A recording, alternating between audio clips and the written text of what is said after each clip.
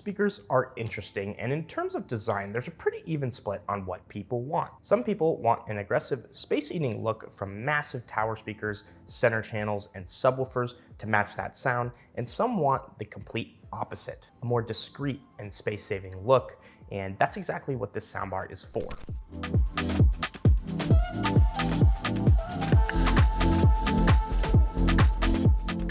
Hey guys, Justin here from Waltz, and this is the actual first passive soundbar I think I've ever reviewed on this channel. The Mythos 3C-65 inch is a Definitive Technologies passive soundbar, and the more that I learned about this product, the more I actually fell in love with it. So there are a lot of different points that we're gonna be bouncing from here to there to everywhere. So make sure you guys, just stay tuned because I don't wanna miss anything, and I think you guys will be pretty surprised with this. Now, before we really talk about the soundbar and the design, it's important to understand what's really going on here. This soundbar is not a traditional soundbar because it's passive. And what that means is you're gonna need to run right, left, center channels through the wall or wherever through your receiver, power it and get sound. In a traditional surround system, you'd have a front right, a front left, a rear, a center, a subwoofer, and you call it a day. And what's cool about the Mythos 3C is the fact that it all comes in one bar, that 1, 2, and 3 front channels,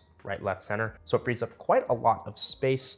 And if you wanted to, you could easily just add ceiling speakers as your rears if you wanted to go with that discreet look. It can be mounted on the wall or on the bottom of your TV with a soundbar mount. It has the VESA mounting. I'm really torn between which one I think looks better. At our store, in our showroom, we have it mounted to the TV, but if you were doing a concealed look with a little bit of space under there, it would look just as good. It does come in 3 different sizes, the 65, the 75, and the 85, and they're all pretty much the same, except the 65 just is missing 2 speakers, and those are the mid-range speakers.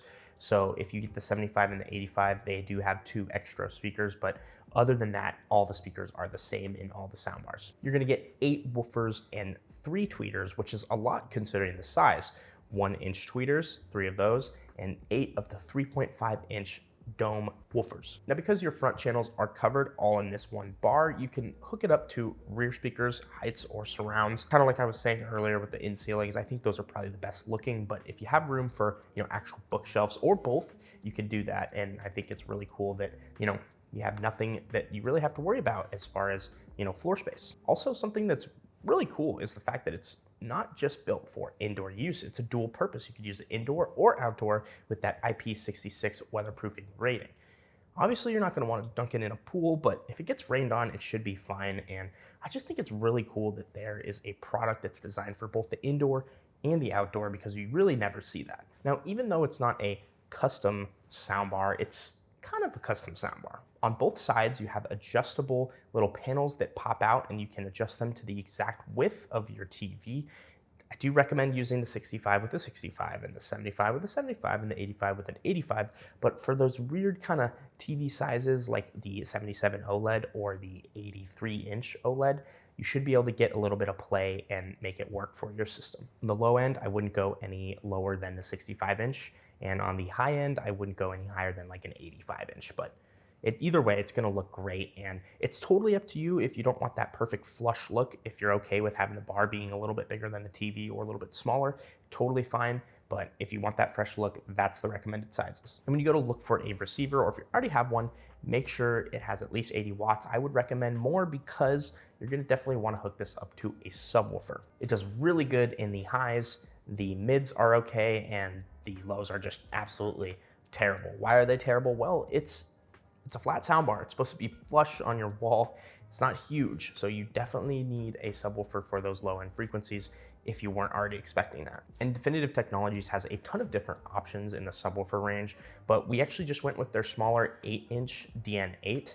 And at first, I was kind of skeptical of how this would sound in a retail showroom, just because we have like 25-foot ceilings and it's just an open area. It's not the best for listening to, precise sound. That's what our sound room is for. But I was pleasantly shocked at how much of a difference that 8-inch subwoofer made. And for the price point of the sub and the bar, I think they're the perfect match. Obviously, you can go bigger if you want, but for the 65-inch with the 8-inch sub, I think it's perfect. And also, comes with a 5-year warranty, so you don't have to worry about it being a lemon. I think that's just about everything I want to cover with the Mythos 3C. Let me know what you guys think about this passive soundbar down in the comment section. And if you already have one, please share your experience so other people can see. If you guys enjoyed the video, make sure to leave a like and subscribe. And as always, we'll see you guys in the next one. Thank you guys so much for making it to the end of the video. If this is a product that you're interested, make sure to email me at youtube@waltz so I can get you a special YouTube discount. If you haven't already, subscribe for more videos like these, and we'll see you in the next one.